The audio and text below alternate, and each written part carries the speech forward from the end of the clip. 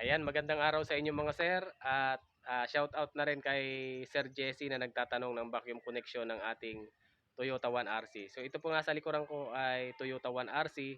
Ah, Papakita ko sa inyo sir kung ano yung vacuum connection na ginawa ko dito sa Toyota 1RC ito. So ayan sir, sana makatulong sa iyo ang video ito at kapag nagustuhan mo ay paki-share na rin po ng video ito para marami po ang matulungan na mga kagaya nating gumagamit ng ganitong sasakyan.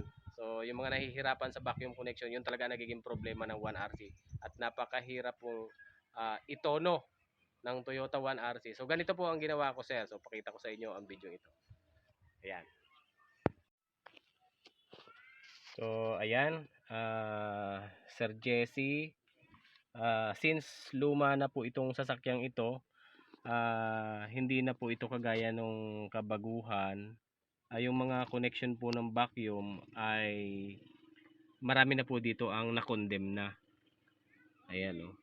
Yung mga papunta sa mga canister, yung mga charcoal canister, ayan. Kinondemn ko na po yan. So, ang pinakamahalaga po dito, yung nagmumula dito sa kanyang bimetal vacuum switch, ang ating Toyota 1RC ay meron mga connection yan. Meron na yung mga port gaya nito. So meron na yan. So bali ang mababago lang diyan yung mga hose. So yung port na yon, yung apat, 1 2 3, limang port na yon, ayun lahat ay nagmumula dito sa bimetal vacuum switch. Yung ating bimetal vacuum switch ay may limang port yan. And then yung katabi niya, yung gas filter, papunta yan dito sa tatlong port. Ayun oh, yung tatlong port. Tapos yung nagmumula naman doon sa karburador, ayan. Basta yung apat dyan yung apat na port dyan, bali limang port yan. Yung isang port dyan nakahiwalay.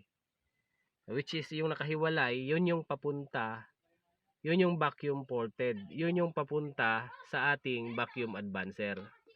So ito po yun, papunta siya sa vacuum advancer. Ayan. Yung kaisa-isa ha. Oh. Yung vacuum port papunta siya sa vacuum advancer. Tapos itong connection ito, yan, papunta din yan sa vacuum advancer. Yung ibang connection dito, kapag hindi nyo alam kung saan yan i-connect, pwede nyo na yang i-condemn, no?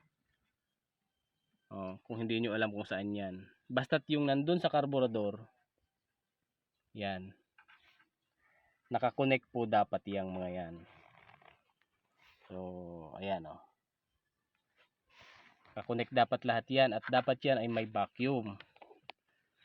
Pagdating naman sa connection ng aircon dito sa kanyang dashpot,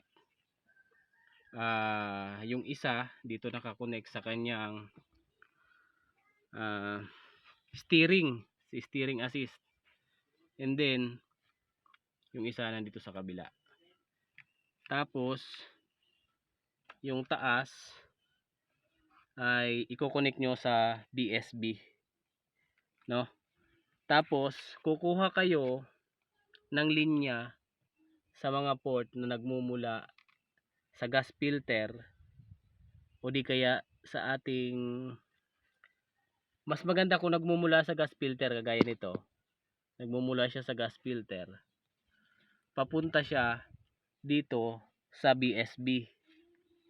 Yan, papunta siya dito sa BSB ang isa. Tapos yung isang port ng BSB, papunta naman siya dito sa dashpot, no?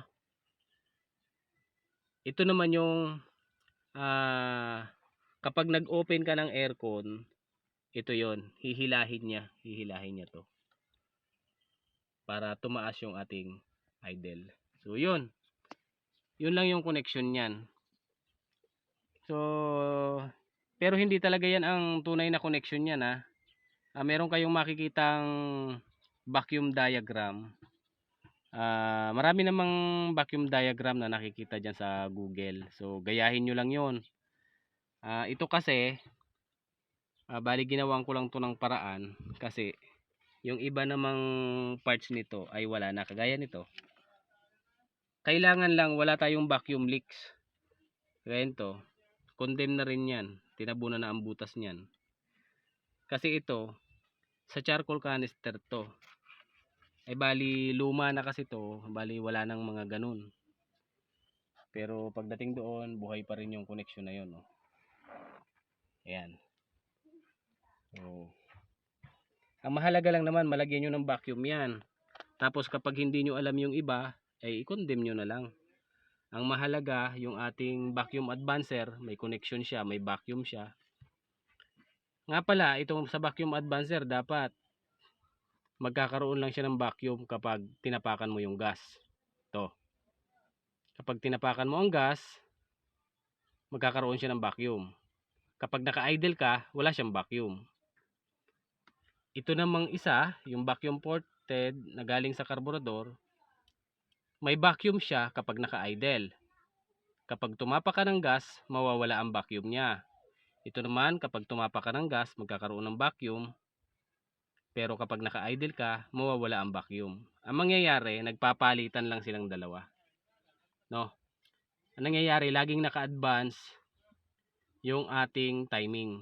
Kapag isa man sa mga to ay nawala ng koneksyon, halimbawa ito, malalaman kaagad natin kapag nawala sa timing to. Kapag walang hangin o nasira yung ating vacuum advancer kasi goma lang nasa loob niyan. Kapag nasira ang vacuum advancer, mawawala sa timing yan. Maaaring rough idling, ganun. Mababa ang minor, parang mamamatay kapag naka-idle. Ang gagawin nyo, taasan nyo na lang yung kanyang minor doon sa kanyang fast idle screw. Ayun, nandito. Yun ang gagawin nyo kapag nasira yung ating vacuum advancer. So, yung vacuum hindi nawawala eh. Ang nasisira ito. So, kapag nasira, ang gagawing paraan, itaas muna sa idle screw. Yun ang ating paraan. Kapag ito naman ang nasira, itong connection na to, ang gagawin natin, ilipat lang natin yung port dito sa kabila. Kung alin man ang masisira sa dalawa kasi yan, yung ating vacuum advance, dalawa to. Yung isa sa vacuum port, yung ported, ay para sa idle. Ito naman, para sa kapag ikaw namemwersa, kapag inaapakan ang gas, nag-a-advance siya. Ngayon, kung masisira ito, yung kapag inaapakan ng gas, kapag ito ang nasira, mahalaga kasi ito eh. Kasi sa malayo ang takbo, syempre, mahalaga na nag-a-advance tayo. Ang gagawin natin, kapag nasira yon, yung port niyan, yung kanyang connection, ilipat natin dito. Iko-condemn natin yung kanyang sa idle.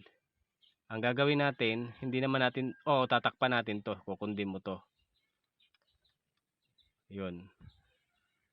Ang gagawin, ililipat natin dito. Para gumana pa rin yung ating vacuum advancer kapag tayo ay namemwersa. So, ang pinakamahalaga yung kapag namemwersa tayo eh. Kasi yung sa minor naman, walang problema yun. Ang gagawin lang natin, taas lang natin dun sa fast idle screw. Yun paraan lamang, hindi ko sinasabing yun ang gawin nyo talaga. Paraan lamang yun in case na nasisira yung ating vacuum advancer. So, ang pinakamahalaga dito, yung connection. Yun yung hinihingi mo, Sir Jesse, yung connection. So, pagdating sa aircon, ito lang naman yun, yung dashpot na ito. Ito yung connection. So, papunta sa BSB yung isa. Tapos yung sa BSB naman, nagmumula naman sa gas filter. Yun. Okay, sana nakatulong ang video ito sa inyo. Yun. Salamat at paki-share na rin para marami ang matulungan natin sa may mga ganitong sasakyan, makapag-DIY sila. Marami na kasi ang mga ganitong sasakyan na luma na talaga. So, kulang-kulang na yung mga parts. Kaya kagaya nito, kulang-kulang na ang mga parts, bali ginawa na lang natin ang paraan. Ayan, mga pala, ayan, kung mapapansin nyo yung ating bimetal vacuum switch, nababalot siya ng magnetic wire. So kaya nababalot ng magnetic wire yan, ni-repair lang po yan. So meron po akong video kung paano ko po yan ni-repair. So ang kagandahan po ng repair na ganyan, kahit masagi mo yan, hindi yan mababali.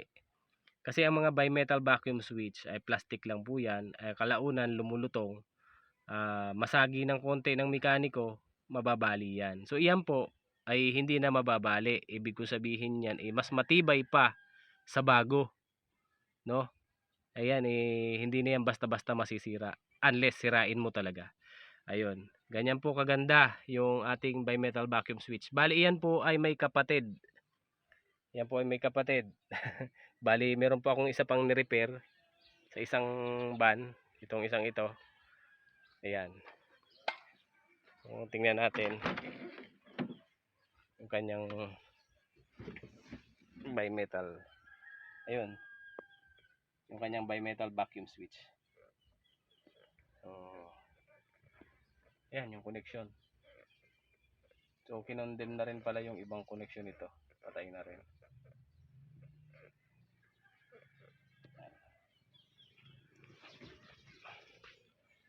So, yun.